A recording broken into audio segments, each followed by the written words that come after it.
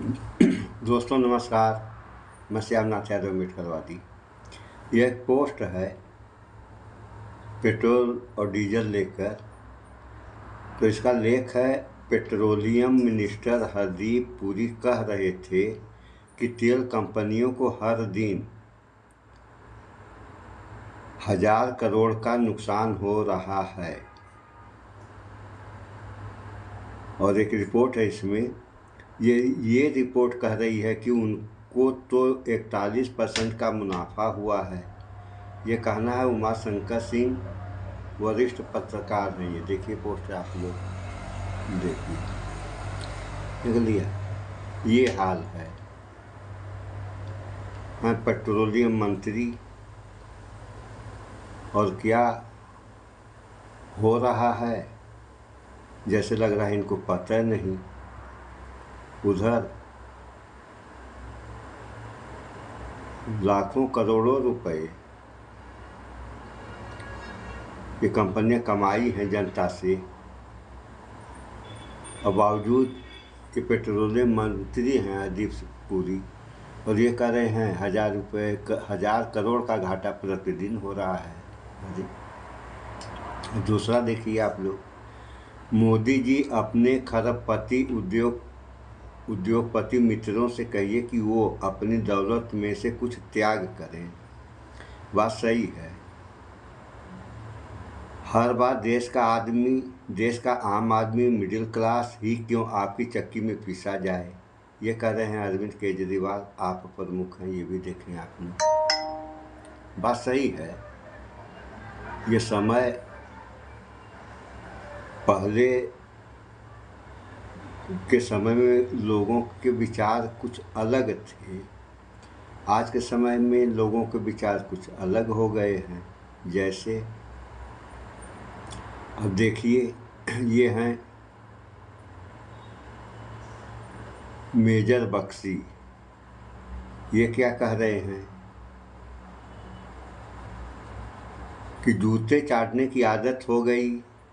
Major ने खोला मोदी का बड़ा कांड, अंग्रेज के बाद अमेरिका की चाट रहे। देखिए, ऐसे ऐसे पोस्ट डाले जा रहे हैं। आखिर शर्म नाम की भी कोई चीज़ होती है। तो हमारे एक मित्र थे, वो कहा करते थे कि दो चीज़ में इंसान, चाहे महिला हो या पुरुष, एक चीज़ अगर दो है तो दोनों में या तो दोनों रहे, अगर दोनों नहीं है तो एक रहना चाहिए। जैसे वही इज्जत आबरू, जबकि एक तरह से देखा जाए तो एक ही है दोनों, लेकिन इसमें कुछ तो फर्क है ही है। अगर इज्जत है तो इज्जत बचाइए, आबरू है तो आबरू बचाइए। अब देखिए, गर्त में रुपया तेल गैस की भारी किल्लत, ट्रम्प के खेल में बुरे फंसे मोदी। तो ये बात सही है कि कहने को डिजिटल इंडिया और तो और 2047 तक विश्वगुरु बन जाएगा, विकसित राष्ट्र और बनेगा अलग से। और स्थिति क्या चल रही है कि जैसे लग रहा है कि इस देश के ऊपर हुकूमत ट्रंप चला रहा है। देख, अगर कौन होता है ट्रंप हुकूमत चलाने वाले, क्या से किया भारतीयों के साथ किया उसने। इसके बाद भी न सरकार चेत रही है और ना ही डिजिटल इंडिया की जनता चेत रही है। ऐसा क्यों हो रहा है, कब तक होगा, अब इस बारे में तो हम नहीं बता सकते। फिलहाल ये कमेंट देख लीजिए आप लोग, देखिए ये हाल है। अब और आगे आइए। जब देश ईरान और रूस से सस्ता तेल खरीद सकता है, तब मोदी सरकार वेनेजुएला, अमेरिका से महंगा तेल क्यों खरीद रही। ये संजय सिंह हैं, राज्यसभा सांसद आपके हैं। इनका भी कहना सही है कि जब रूस और ईरान सस्ता तेल दे रहे हैं तो आप महंगा तेल क्यों खरीद रहे हो। उसका मतलब कि आप जो है उसके दबाव में हो। तो दबाव अगर आप झेल रहे हैं तो आप ही नहीं झेल रहे हैं, पूरा देश झेल रहा है। अब देखिए ये जो है सीजीआई के ऊपर है कि सीजीआई ने कॉकरोच शब्द कहा और ये भी कहा वकीलों के पास कुछ फर्जी डिग्रियां हैं।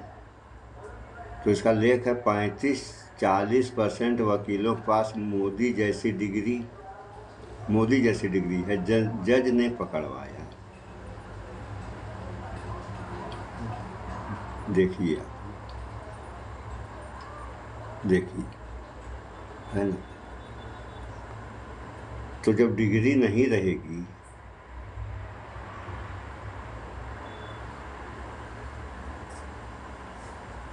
अब ये पत्रकार हैं, क्या नाम है इनका, चित्रा त्रिपाठी, ये कहने को कहती हैं मैं पत्रकार हूँ। और एक ऐसी पत्रकार हैं कि देश दुनिया के तो बातें छोड़िए, देश में क्या हो रहा है इनको पता नहीं, और अपने को कहती हैं मैं पत्रकार हूँ। अब देखिए लेख, ₹7 के इजाफे से कोई बहुत बड़ा फर्क नहीं पड़ता। यानी जो ₹7 तेल महंगा हो गया है 10-12 दिनों में, इस बारे में इनका कहना है कि ₹7 के इजाफे से बहुत बड़ा फर्क नहीं पड़ता। अरे जिनके ऊपर पड़ रहा है वह न समझ रहे हैं, इनको क्या पड़ी है कि इनके ऊपर पड़ेगा।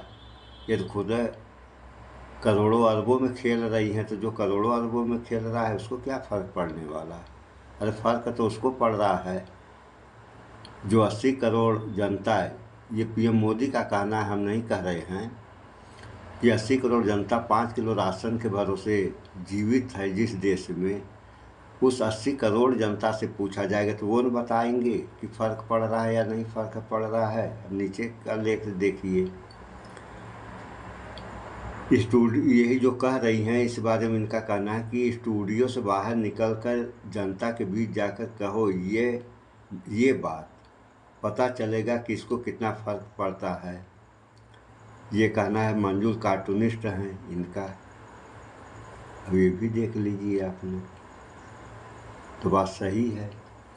अगर जो भी कहना है तो आप स्टूडियो में बैठ के कह रही हो, जनता के बीच जाओ, पत्रकार है ही हो आप, जाओ जनता के बीच और जनता के बीच जा कर के इन्हीं शब्दों का प्रयोग करो कि क्या फ़र्क पड़ रहा है। और कहने वाले कुछ हैं भी,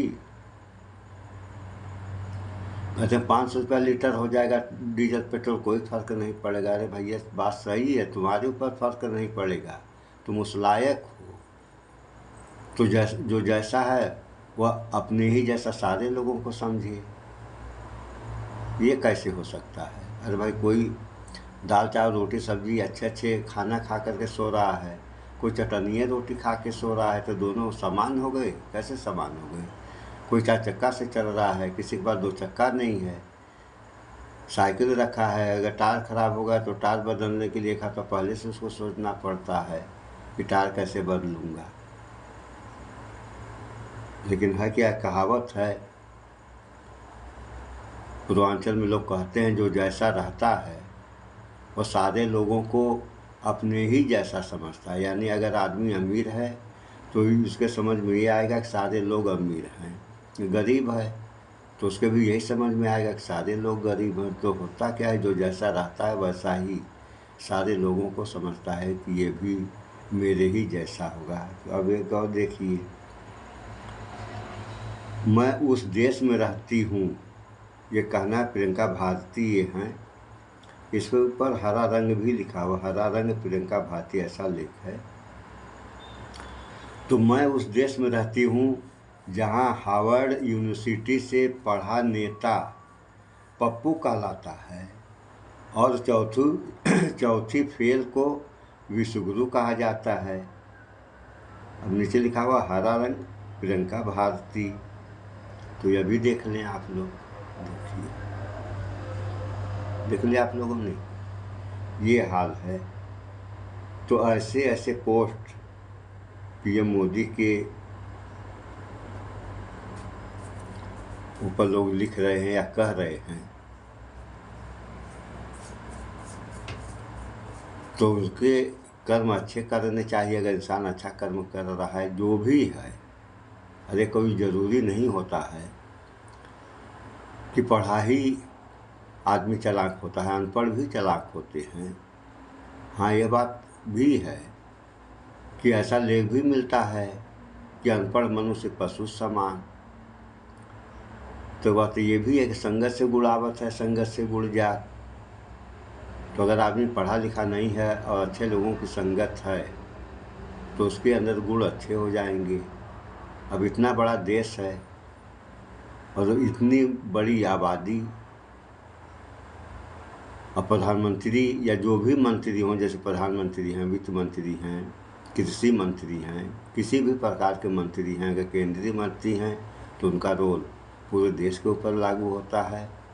और राज्य मंत्री हैं तो राज्य मंत्रियों का काम जो है अपने ही राज्य तक सीमित रहता है। ऐसा तो आप सारे लोग जानते हैं।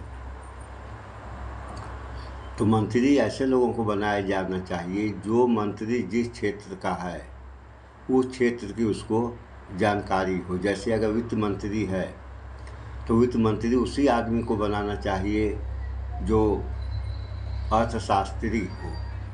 अगर अर्थशास्त्री नहीं रहेगा तो व्यवस्था कैसे चलेगी वह समझ ही नहीं पाएगा, और जब नहीं समझ पाएगा तो अपने समझ से करेगा बढ़िया और परिणाम आएगा गलत। यानी कहेगा कि मैं बढ़िया कर रहा हूँ और जबकि वह करेगा गलत।